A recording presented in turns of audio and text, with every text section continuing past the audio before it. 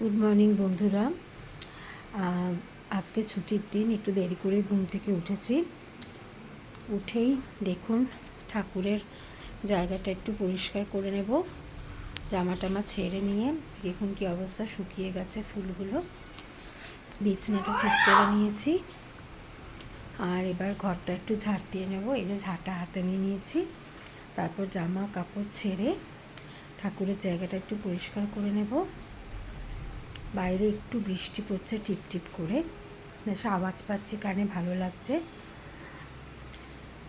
তারপরে একটু আজকে বেরোনোর আছে, একটু চা টা খেয়ে ছাদটা ওপরে ঝাড় দিয়ে, আজকে আর সেগুলো আর শেয়ার করা সম্ভব হবে না। তো গুবলিকে নিয়েও সকালে ছাদে যাওয়া যাবে না, বিকেলে যাব।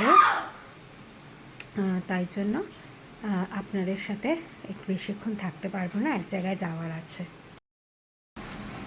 আজকে সকালে ব্রেকফাস্ট তাড়াতাড়ি করে খেয়ে নিচ্ছে, একটু বেরোবো দরকারে। লুচি তরকারি আর হচ্ছে গিয়ে 1 কাপ চা। তাড়াতাড়ি করে খাবো, খেয়ে দিয়ে বেরিয়ে যাব। এই যে ব্যাগ রেডি করা আছে, ড্রেসও করা হয়ে গেছে। তাড়াতাড়ি করে তরকারিটা দিয়ে এভাবে নিয়ে, খুব গরম,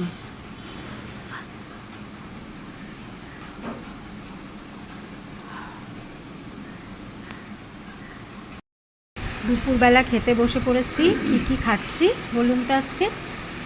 এই যে এখনও ডালটা নিয়ে নিই, পেঁয়াজ দিয়ে ঘন মুসুরির ডাল, আর হচ্ছে গিয়ে তার সাথে খাবো আলু ভাজা। তার আগে উচ্ছে কুমড়ো ভাজা, এটা চাল কুমড়োর তরকারি, আর এটা হচ্ছে ইলিশ মাছের ঝোল, আর একদম শেষে ঘরে পাতা টক দই। দুপুরের খাবারটা খুব ভালো, একদম আমার প্রিয় খাবার। সকালবেলা ব্রেকফাস্ট খেয়ে বেরিয়েছিলাম, বেশ অনেকক্ষণ বাইরে ছিলাম, নানা কাজ ছিল। ফিরেছি, ফিরে স্নান করে গুবলিকে খাইয়ে এরপরে খেতে বসেছি। প্রথমেই খাবো তেতো দিয়ে।